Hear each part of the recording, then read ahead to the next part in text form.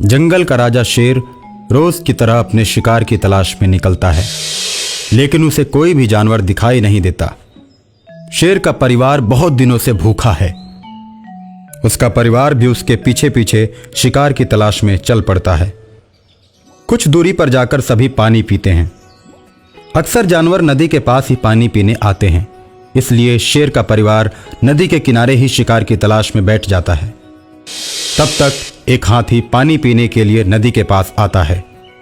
हाथी को देखकर शेर खुश हो जाता है और हाथी को मारने के लिए चल पड़ता है। हाथी और शेर आपस में लड़ने लगते हैं।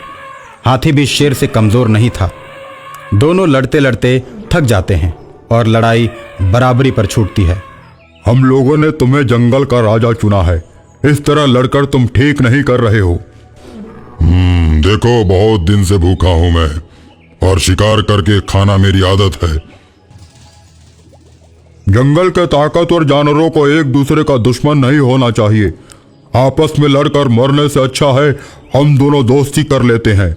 दोनों नदी में खड़े होकर बातचीत कर ही रहे होते हैं, तभी नदी के पानी के अंदर एक भूत मगरमच्छ का रूप बनाकर हाथी को पकड़ लेता है और पानी में खींचने लगता है। दोनों में बहुत लड़ाई होती है और हाथी घायल होकर असहाय हो जाता है।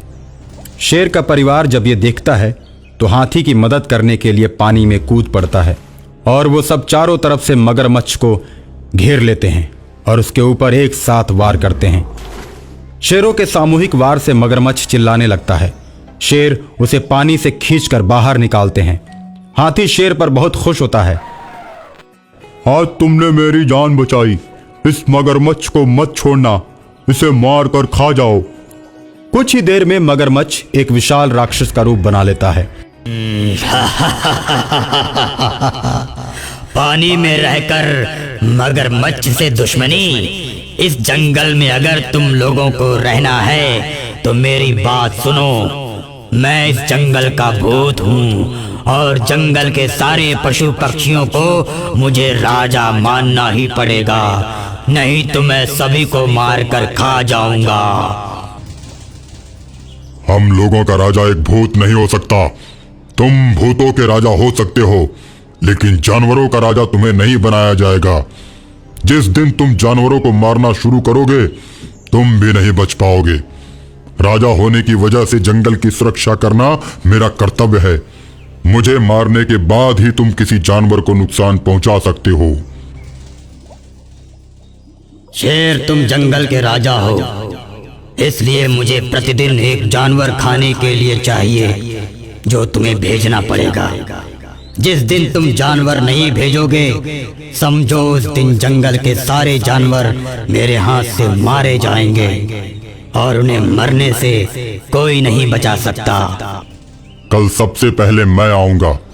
तुम मुझको खा जाना, क्योंकि मैं अपनी प्रजा को मरते हुए नहीं देख सकता। मुझे तो बस खाने से मतलब है, चाहे तुम आओ या फिर कोई और।